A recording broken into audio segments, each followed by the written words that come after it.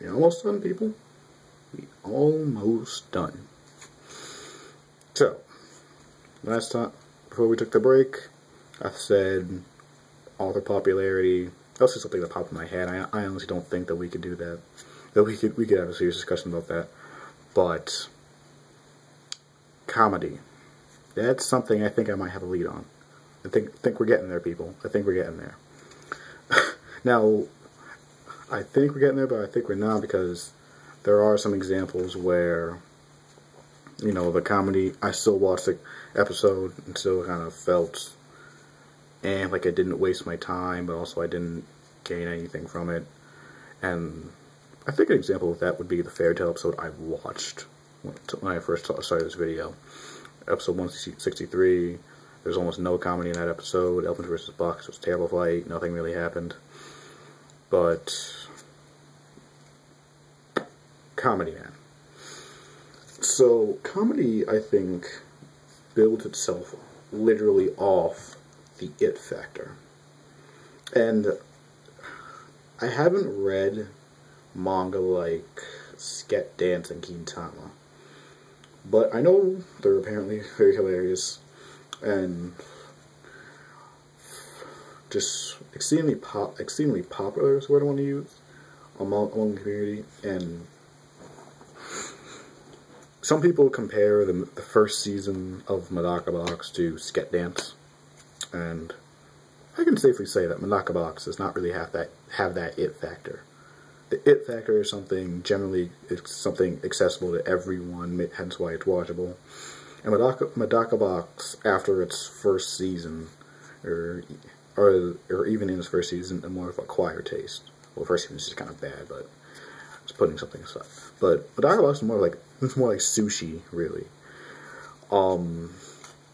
It's kind of like Medaka Box. If you don't know, it doesn't have its arcs. The arcs are generally set up as the school life arc in the beginning, the fighting manga arc, and when we get to Anshinin, which will probably be like Medaka Box's season 4 for those of you who only watch the anime. That's gonna be like the counter meta and arc where they start breaking all logic. So it's definitely acquired taste. Well, not really logic, but fourth wall. Medaka Box's season, fourth season, I can guarantee will shatter that fourth wall in ways you didn't really think was possible.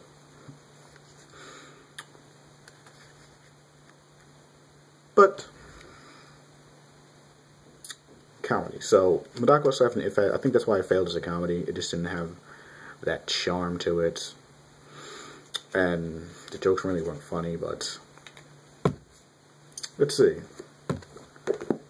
Does this have some funny comedy in it? Well, yeah. I mean, it has comedy like poop jokes in it, but I still found it hilarious because how ridiculous even the poop jokes were done.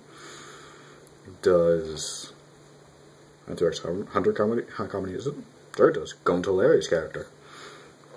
Does Fairy Tail have comedy? If you find it funny, the show can be exceedingly comedy.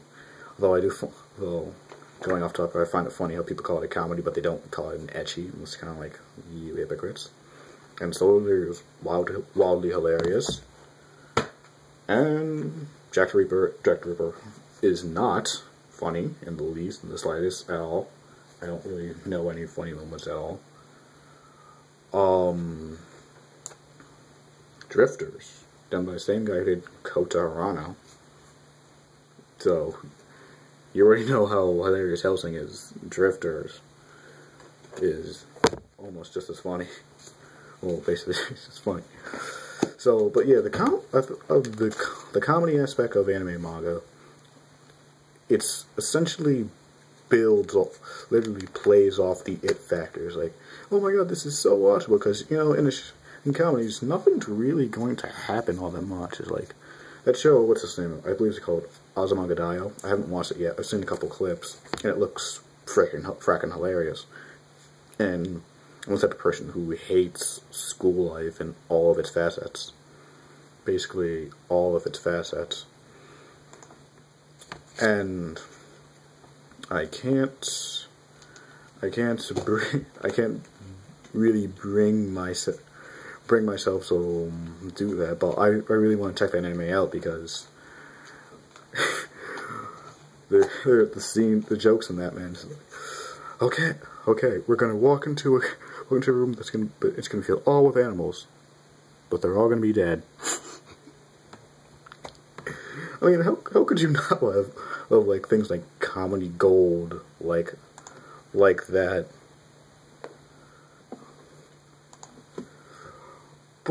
So, what do you guys think? Is it the comedy? Because both comedy is a very subjective thing, though. That's the problem with this argument. Comedy varies very widely between kind of people. Do you like dark humor? Do you like lighthearted humor? Do you like overreactions, which is what a lot of anime and manga do for gags? Do you like repeat jokes like Araragi and Hachikuji's conversations? And so it's a very hard thing, but I think there is it almost implies that if comedy really is the factor, it almost implies that people have a common sense of humor, and that would kind of contradict what I just said. But so I think comedy's gonna be our top contender for what gives the anime its it factor. All right, so final thoughts on this whole little debacle. I think the it factor very much widely plays off a person's taste. I can see fairy tale as a very large appeal, and I think that's something that comes from its genericness. Ouch, yeah, it's kind of hard to hear. Don't blame me. But generic implies a term like base, just base, and things that are basic kind of have like a wide audience, and really it's up to the author if you're gonna write generic series to drag in all of these fans and people to sort of take his series to the next level and use tropes for his advantage. And some people may like it, some people may not, because, like, quick example, in the new world, I want Buggy to be a serious character. Some people don't want that because that's his character. Doesn't mean he can't change, can it? No. I think it'd be very interesting if Buggy was a main villain, a real force. Even if it's just like his ability to control subordinates, and like that's still a scary ability. The power of influence is an interesting thing. It's not all just like, oh, I can punch out an island, or I can make an island freeze for 10 days, or I can get Nakama power-ups every time. Although Nakama power-ups isn't something to be taken lightly either. But yeah. It's that. I think we'd have. So if comedy's going to be my answer, I think we're going to have a whole. I think we're going to have a whole thing with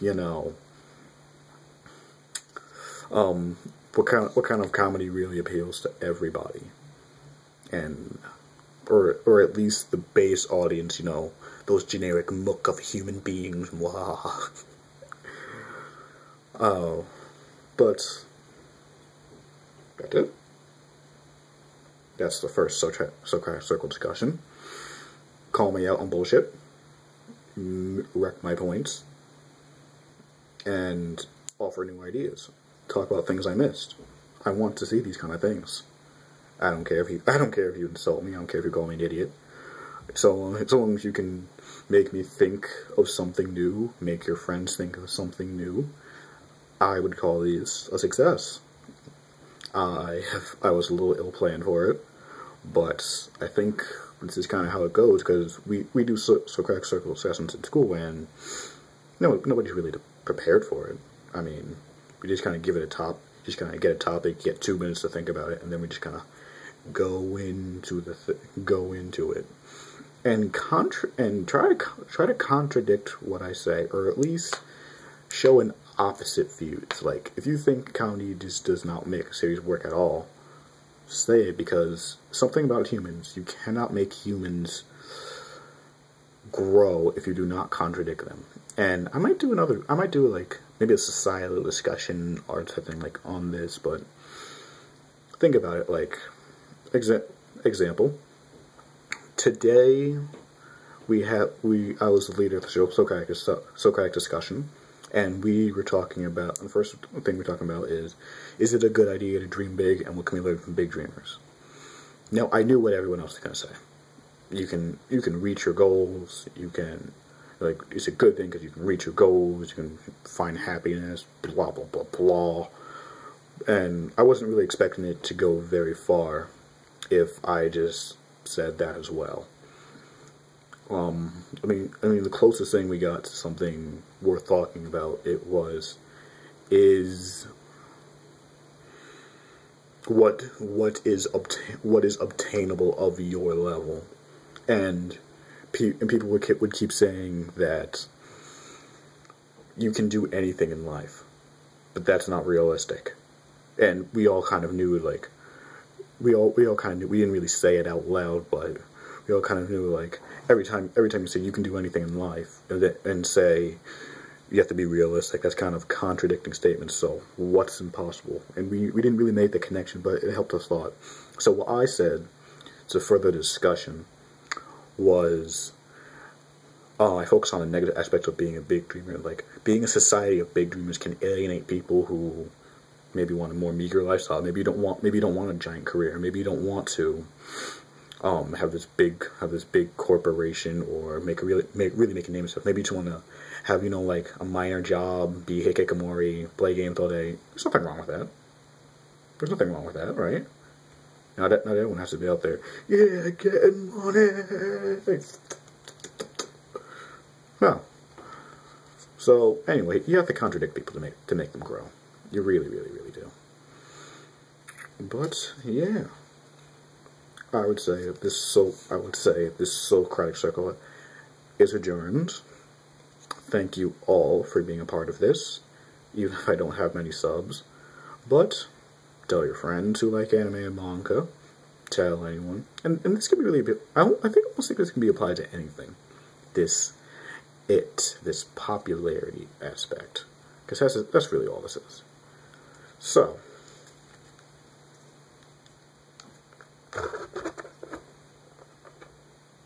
class is adjourned.